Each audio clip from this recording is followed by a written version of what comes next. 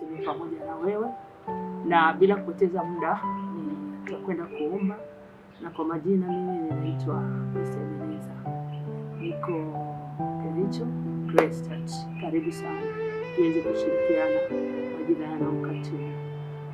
Nitaomba. Baba, katika jina la Yesu, ninakubariki, ninakutukuza. Asante kwa kuwa wewe ni mwema, kwa maana fadhili zako ni za milele. Matendo yako ni makuu na ya ajabu. Nina kila sababu ya kukuinua kwa ajili ya siku ya leo. Naipokea siku ya leo, naifurahia na kuishangilia. Sawa na Zaburi 118 Bwana mstari wa 26. Ninaifurahia siku ya leo, imejaa baraka, imejaa mafanikio, imejaa uwepo wako, imejaa nguvu, na imebeba wazo lako ambalo ni jema kwa kila ambaye anakwenda kusikiliza. Sawa na Yeremia 29:11. Na ninaamini pia umebeba wazo lako kwa ajili yangu pia. Na ninaamini kabisa mfalme unakwenda kuonekana kwenye kipindi hiki.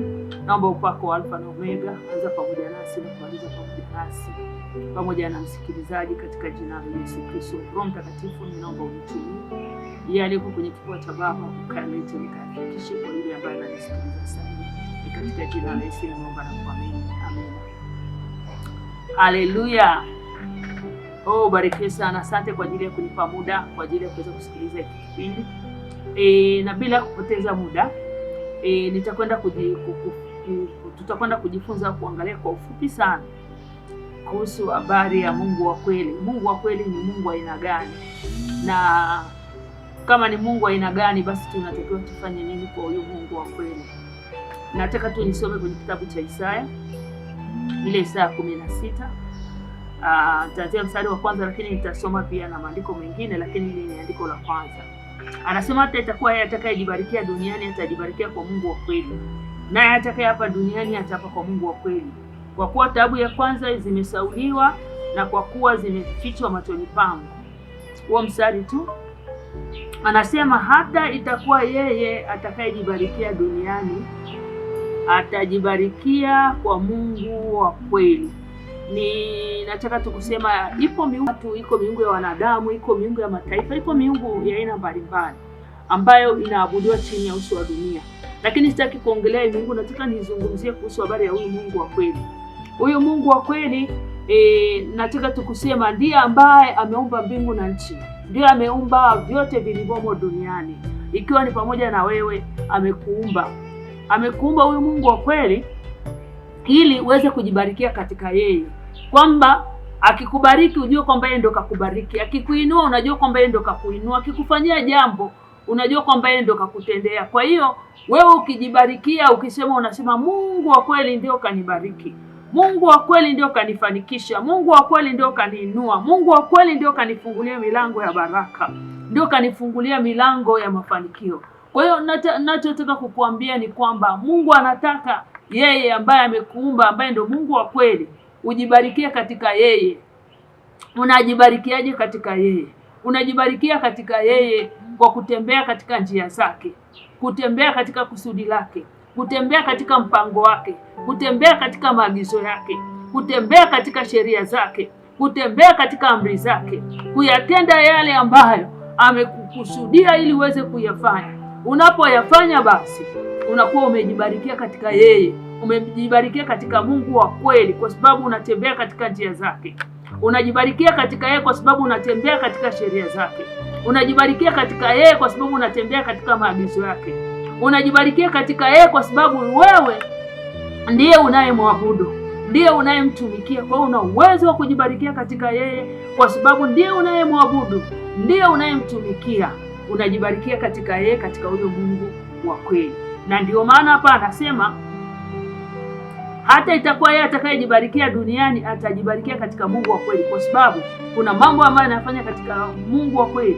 Lakini anapojibarikia katika Mungu wa kweli, kuna mambo ambayo Mungu anamfanyia kiasi ambacho anambariki Mungu. Anasema haya jamani, Mungu ndio kafanya, si kwa akili zangu, ni Mungu amefanya. Kwa hiyo anajibarikia katika yeye, anamtukuza yeye kwa yale ambayo anayatenda katika maisha yake.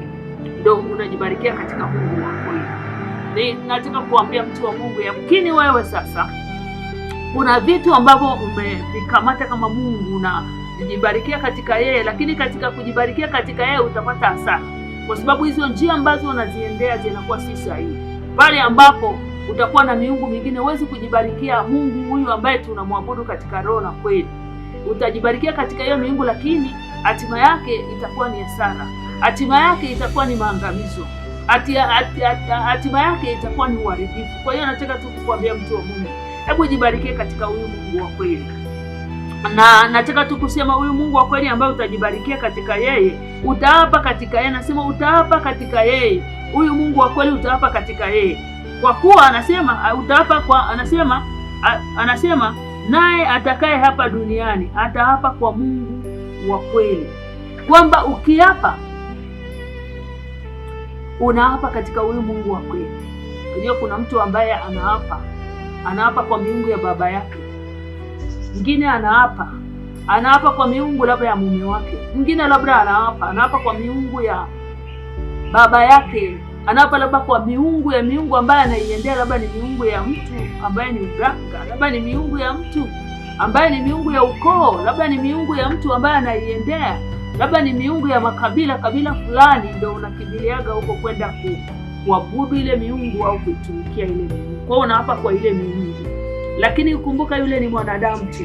Soma kwenye kitabu cha ile Yeremia ile 17 kuanzia mstari wa 5, anasema amelaaniwa mtu yule anayemtegemea mwanadamu. Kwa hiyo nataka kusema kuna miungu ya watu ambao ni wanadamu.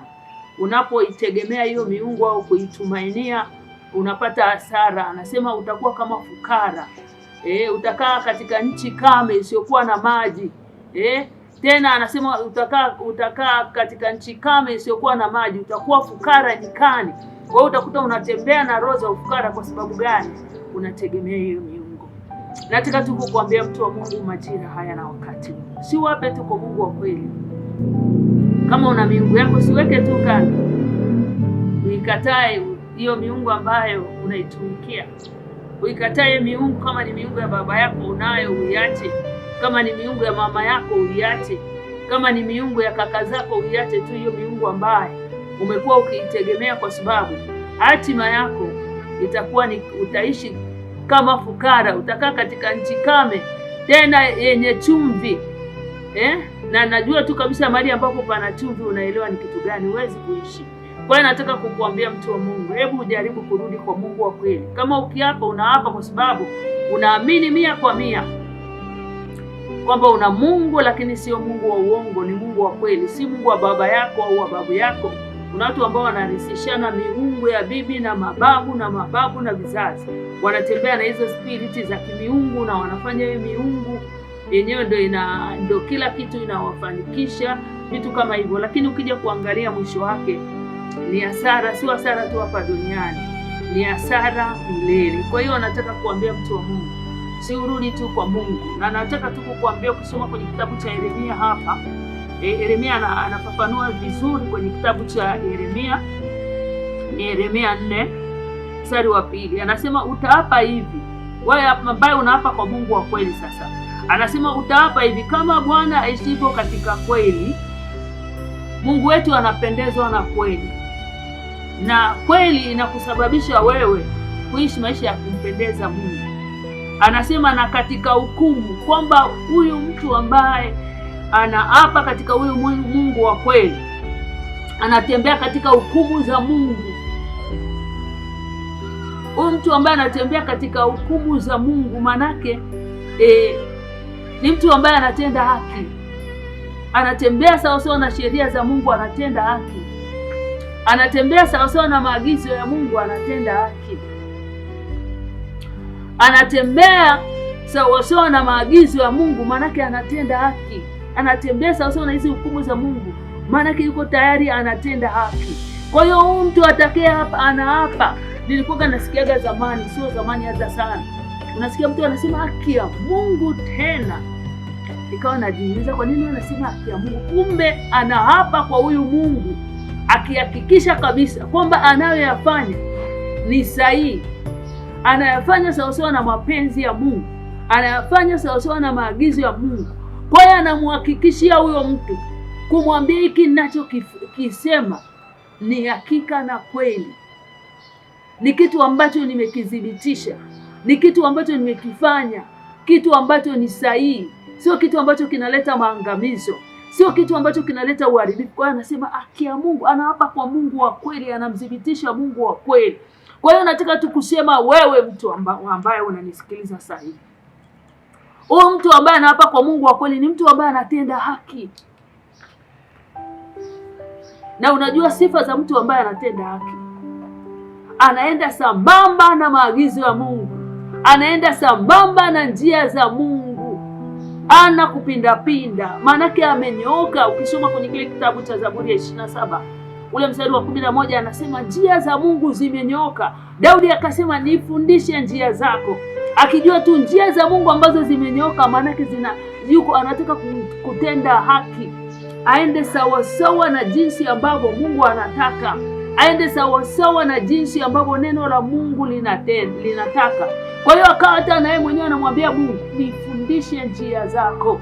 Maanake alikuwa anahitaji msaada kutoka kwa Mungu, anataka amsi Mungu amuongoze katika njia zake. Njia za Mungu maanake zina haki, na nataka tu kusema njia za Mungu ukizitembea katika njia za haki, maanake kuna kuinuliwa. Haki kazi yake iko kukuinua, iko tayari kukuheshimisha, iko tayari kukupeleka viwango vingine vya baraka, viwango vingine vya mafanikio, viwango vingine vya ushindi, viwango vingine vya amani, viwango vingine vya kufadhiliwa, vya kutunzwa, vya kuzingirwa. Kwa sababu gani?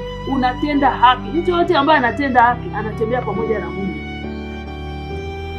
Mtu yote ambaye anatenda haki maanake analindwa. Mungu anamzingira kwa sababu gani?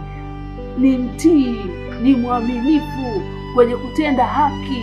Kwa hiyo anapotembea katika hilo eneo la kutenda haki, maanake lazima tu azione baraka. Kwa hiyo hata akijibarikia akisema nina hapa haki ya Mungu, maanake ana uhakika kwamba yuko pamoja na Mungu. Kwa hiyo nataka tu kukwambia mtu wa Mungu, majira haya na wakati, sijui unajibarikia kwa kuapa kwa nani, na nataka tu nikushauri, hebu rudi kwa Mungu tena. Rudi kwa Mungu wa kweli. Mungu wa kweli hajashindwa kukubariki. Uko tu unahangaika. Yamkini labda unapita katika mateso, unapita katika taabu, unapita katika adha, lakini ni kwa sababu tu umemwacha Mungu wa kweli. Hauko na Mungu wa kweli. Majira na wakati, nataka tukukushauri, Mungu akupe neema kurudi. Rudi kwa Mungu wa kweli. Uko unapotea, uko unaangamia, uko unapoteza muda, na yamkini labda umekaa huko muda mrefu sana ukijaribu kutafuta amani uko unakotafuta amani, lakini umemwacha Mungu. Ukijaribu kufanya yale ambayo unaona yatakufurahisha kwenye moyo wako, lakini una furaha ya kweli, una huzuni moyoni. Ukifikiria haya unayoyafanya yatakuletea baraka, yatakuletea furaha ya kweli, lakini umemwacha Mungu ambaye ni Mungu wa kweli aliyekuumba ili uweze kumwabudu, ili uweze kumtumikia. Nataka tukukuambia huyu Mungu anakuhitaji, anataka urudi tena, ana haja na wewe. Alikuumba, akukuumba tu, alikuumba ili uweze kutembea katika haki, uwape katika yeye. Maanake uwe tayari kumtii, uwe tayari kuwa mwaminifu, usikiliza kile ambacho anakuambia ili uweze kukifanya huyu Mungu wa kweli, ili aweze kukubarikia. Maana anataka ujibarikie kupitia yeye ambaye ni Mungu wa kweli. Mtu wa Mungu, nataka tu nikuambie, jaribu kurudi na Mungu atakuonekania katika maisha yako, kwa sababu anasema ndipo mataifa watajibarikia katika na yeye na watajitukuza katika yeye. Mungu anataka tujitukuzie yeye. Na nataka tukukwambia, Mungu anapotaka kujitukuzia katika yeye, wewe ujitukuzie katika yeye. Hawezi kujitukuzia katika wewe kama hautakuwa na ukaribu na yeye. Kwenye kile kitabu cha Yakobo ile 4:7 anasema, mpingeni shetani naye atawakimbia, karibieni Mungu naye atawakaribia. Kwa hiyo nataka tukusema huyu Mungu wa kweli Kuna vitu ambavyo anataka uachane navyo. Maana yake uachane na matendo ya kishetani, uachane na matendo ya uovu, uachane na matendo ya dhambi. Tunajua shetani ni muasi na aliasi tangia mbinguni kule, aliasi akamwasi Mungu. Na yamkini pia matendo yako yamkini labda ni ya kishetani, na kama matendo yako ni ya kishetani, huwezi kuapa kwa huyu Mungu wa kweli na huwezi kujibarikia huyu Mungu wa kweli. Kwa sababu gani? Yale unayoyatenda ni machukizo mbele za Mungu. Yale unayoyatenda ni mabaya mbele za Mungu, hayamfurahishi Mungu, na hata pia sometimes hawezi kufurahisha jamii yale unayoyatenda. Kwa hiyo sasa wewe ni lazima umkane shetani, upingane na yale ambayo unayafanya. Wewe unayajua yale ambayo unayafanya kwenye maisha yako, kwa sababu hata moyo wako unasema na wewe kwamba hiki ninachokifanya kinaweza kikanipeleka pabaya, na kitakapokupeleka pabaya unakatiza mahusiano yako hapa duniani, lakini hata mahusiano ya baadaye. Hebu mkatae shetani na kazi zake zote, mkatae shetani na mambo yake yote, mkatae shetani na uongo wake wote, maana shetani ni baba wa uongo. Na wewe zenu, nataka tu nikushauri mtu wa Mungu ambaye unanisikiliza, urudi kwa Mungu. Alafu sasa utakaporudi kwa huyu Mungu uwe tayari sasa, maana anasema mpingeni shetani naye atawakimbia. Mkaribieni Mungu, mkaribie Mungu. Nataka tu kuambia uweze kumkaribia Mungu kama wewe hautakuwa mwabudu halisi. Anasema kwenye kile kitabu cha Yohana 4 ile 24-25, Mungu ni roho, nao wanaomwabudu imepasa kumwabudu katika roho na kweli. Kwa hiyo sasa nataka kusema huyu Mungu ni Mungu wa kweli, lakini pia umwabudu sasa katika roho na kweli. Na nataka tu kusema unapomwabudu Mungu katika roho na kweli, kuna vitu ambavyo utaachana navyo sasa, ambavyo ni vya kishetani, ambavyo havimfurahishi Mungu au sio vya kweli, vinakupeleka katika njia ambayo sio sahihi, njia ambayo si ya Mungu, njia ambayo itapoteza maisha yako, itapoteza mfumo mzima wa familia yako na uzao wako, utapoteza mfumo mzima wa baraka zako, utapoteza mfumo mzima wa mafanikio yako, utapoteza mfumo mzima wa ile mipango ambayo Mungu ameikusudia katika maisha yako, ile mipango mizuri ambayo Mungu amekusudia kwenye maisha yako. Kwa hiyo nataka tu kukuambia mtu wa Mungu, majira na wakati, hebu mkaribie Mungu. Mkaribie Mungu, anze kumwabudu. Na utakapomwabudu vile vitu ambavyo unavijua wewe, umwambie Mungu, ninaomba unipe neema, unipe na uweza wa kuweza kuacha. Soma pia kwenye Mambo ya Nyakati wa Pili, anasema ikiwa watu walioitwa kwa jina langu watajinyenyekesha na kuomba na kuziacha njia zao mbaya. Kwa unapoomba utaendelea kumlilia Mungu akupe neema na uwezo wa kuacha kila kilicho kibaya kwenye maisha yako. Kumwambia Mungu akupe neema ya kuacha kila njia mbaya. Kumwambia Mungu akupe neema ya kuacha kutenda mabaya. Kumwambia Mungu akupe neema ya kuacha kutenda machukizo mbele zake.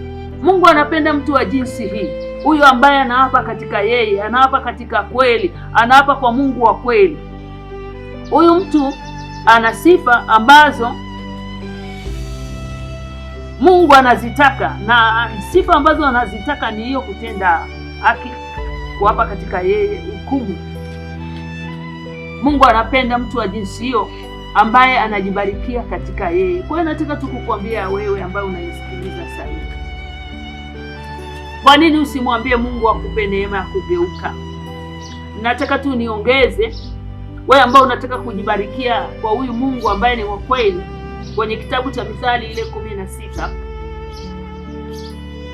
Mithali 6 ule mstari wa 16, Mithali 6 mstari wa 16, anasema kuna vitu 6 anavyochukia Bwana. Anasema naam, viko 7 vilivyochukizwa kwake. Anasema macho ya kiburi, macho tu, macho ya kiburi. Mungu anachukia watu wenye kiburi. Kuna kiburi ambacho mtu anakuwa nacho tu, akikuangalia unaona huyu mtu atendi kweli ya Mungu. Anataka